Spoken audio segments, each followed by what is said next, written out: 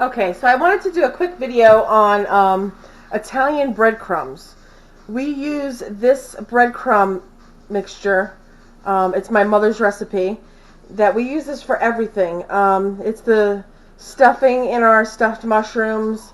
It's when we do stuffed artichokes. This is the stuffing we use. Italian green beans, Italian chicken.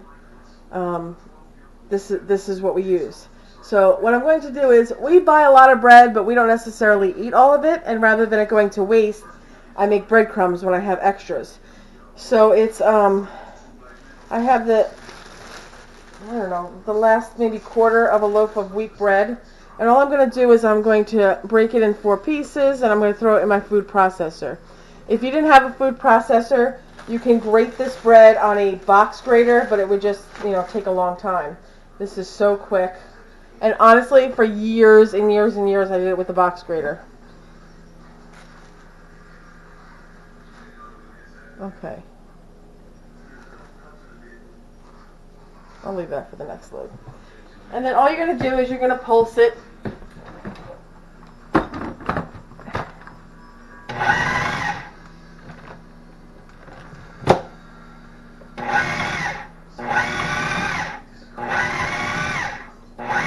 And the reason I like to pulse it is because when it comes up, then the bread will drop back down, so you'll get some of these bigger chunks in there. And you don't want them super fine, like dust. You want them,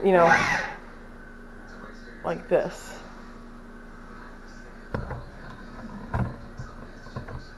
Where they have a little texture to them.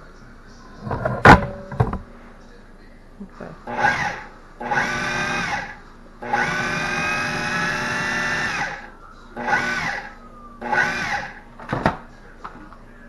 Okay, and so the way that we cook, we don't necessarily have a recipe for this. So I'm going to tell you what the ingredients are. I'm going to show you how I make it, and then you'll just have to taste test along the way till you get it, how you like it. And I have a couple extra hamburger buns. Again, we're not going to eat them, so they're going in. And then what I'm going to do is I'm going to mix up my crumbs, and then I'm going to freeze them. And again, Easter's coming. I will use it to stuff mushrooms. I'll have to make 10 times this when I start doing my artichokes. So let me finish doing this bread.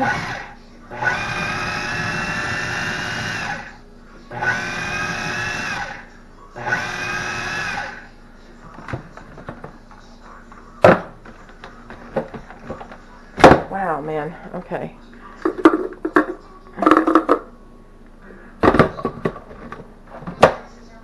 Okay. Now I've had this. This is the 13-cup KitchenAid food processor, and I've had it for a couple years now, and I use it a lot, especially during canning season. It started sticking the top part.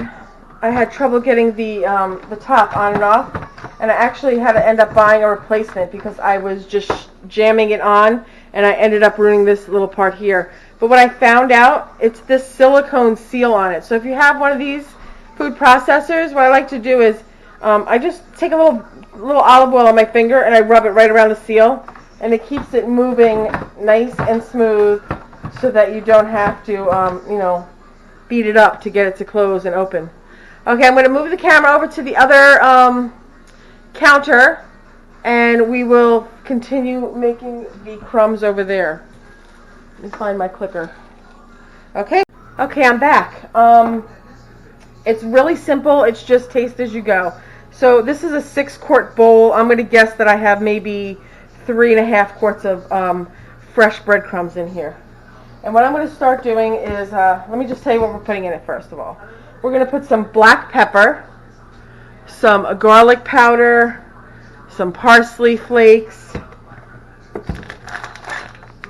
some Romano cheese. You can use Parmesan if you like. I just like Romano better. You could do a mix of Parmesan and Romano. You need some olive oil. And if you want to add salt, you can, but I would suggest you don't add the salt until the very end after the cheese because that's very salty on its own. So the first thing we're going to do is we're going to add some garlic powder. And again, we don't, we don't measure. So Watch what I do, and again, go lower than you think you're going to need, because you can add, but you can't take it out. Okay, so I'm going to put some garlic powder in.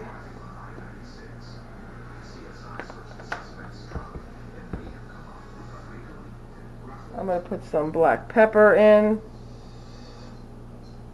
And this is kind of a lot of crumbs, so you really can't, it looks like a lot, but it's really not that bad. Open this cheese.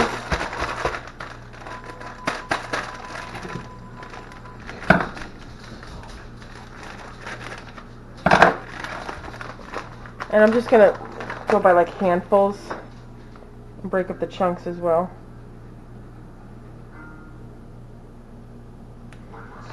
I'm going to guess that I'm going to need maybe half a bag of what I got here, which this is like a pound bag.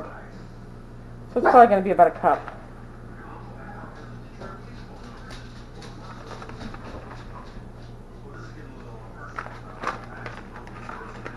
I don't think you can overdo the cheese. Okay, so that's about a half a bag or a cup. And then last but not least, we're going to add some parsley. And again, I don't really measure. I'm going to mix it up and see. I like it to have a little parsley through it that you can see it through. If you find any really big pieces of cheese, just break them with your fingers. And this breadcrumbs it's delicious. We use it, like I said, in a frying pan. You put some olive oil in the bottom of a frying pan. You open up some canned green beans. I know that sounds odd, canned ones, but you open up some canned green beans, drain them, throw them into the hot oil with some of these breadcrumbs, and you just cook them until they start getting brown, and then you turn them. Oh my God, they're so delicious. You use this on chicken. You put the kind of chicken that has bones and skin on it. You put the skin side down in a pan, and then you just take a big handful of this and press it onto the chicken like that and bake it. Oh, so good. And what else do we use it for? This is the stuffing that we use inside of our artichokes, which will be on one of my Easter videos that's coming up. And what else do we do? Oh, and for stuffed mushrooms, what I like to do when I make stuffed mushrooms is make this same crumb mixture, but to it I add some of the cut up stems that I take off the mushrooms, which is so yummy. Okay, let me just taste this a little bit and see where we're at.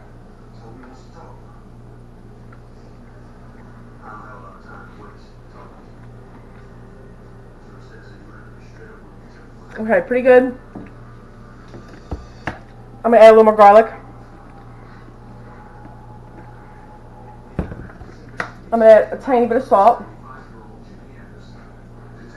Because the cheese is salty, but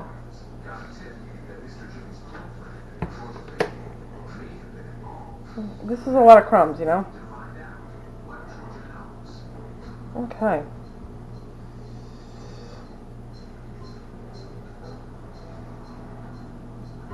And eventually I'll have a video for each one of the uses of my crumbs. Again, my mom's recipe. And lastly, I'm going to drizzle some olive oil in it.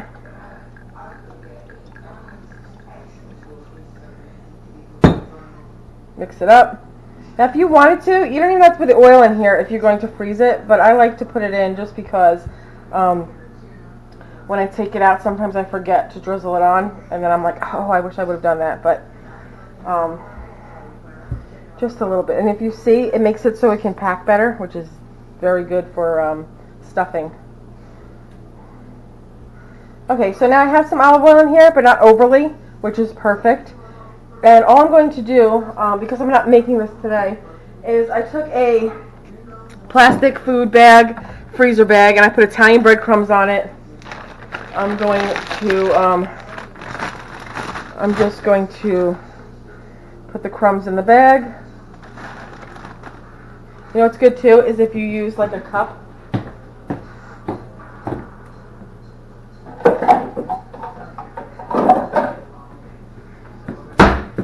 It goes a lot faster like this.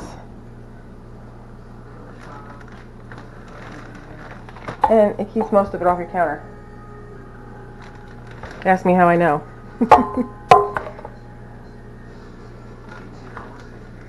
Okay, I'll finish doing this so you don't have to watch me do the whole thing. But that's it. I got I'm going to have a gallon-sized bag when I get it all in of homemade fresh Italian breadcrumbs that have as many uses as you can think of. And I'm going to put these in the freezer. I will push them flat. Not trying to squeeze them. I mean, not trying to press them down, but like this. And I'll take as much air out as I can get. And then as I need them, I'll just break off pieces. But again, we'll be doing this several times before Easter so that we have enough crumbs to make artichokes. I hope you enjoy the video. I hope you enjoy the crumbs. If you have any questions, please leave them in the comment section. And don't forget to like and subscribe. I'll see you soon with more videos.